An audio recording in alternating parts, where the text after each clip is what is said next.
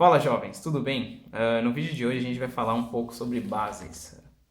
Então a gente tem uma definiçãozinha aqui que um conjunto de vetores VI gera um espaço se qualquer vetor W desse mesmo espaço puder ser escrito como uma combinação linear de vetores do conjunto VI, certo? Então a gente tem aqui W, vetor do espaço, ele é escrito como uma combinação linear, uma somatória de lambda i e vi, onde lambda i são números reais, né? E vi são vetores do conjunto. Então, qualquer vetor do espaço pode ser escrito como combinação linear dos vetores desse conjunto. E a gente tem a definição de base. Então, o que é uma base? Uma base para um espaço V qualquer é um conjunto ordenado de vetores vi que são linearmente independentes entre si e que geram V, certo? Então, além de gerar o V, eles têm que ser linearmente independentes entre si.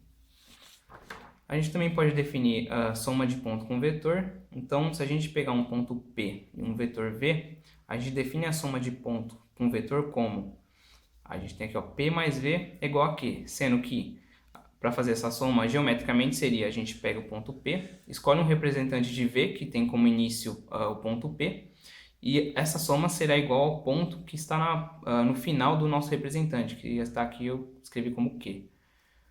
E essa soma de ponto com vetor tem algumas propriedades. Então, o ponto P mais o vetor nulo, que tem esse zero com a setinha em cima, é o próprio ponto P, você não sai do ponto.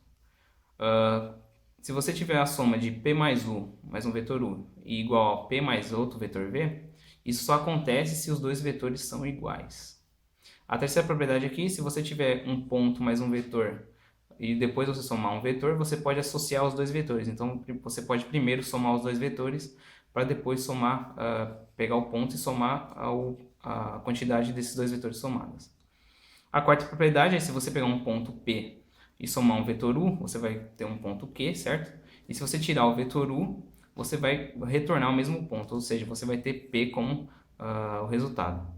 E a quinta propriedade é se você pegar o P e somar PQ, você vai cair no ponto Q, ou seja, no exemplo daqui de cima, a gente saiu do ponto P e somou um representante de V, que seria o PQ aqui nesse caso. Então, a gente saiu de P, somou um vetor PQ e acabou em Q. Então, é importante você sempre prestar atenção que quando você tem uma soma de ponto com vetor, você vai ter um ponto, não um vetor. Por hoje é só. Para dúvidas, sugestões, críticas e observações, acessem o link do formulário na descrição do vídeo. Até a próxima!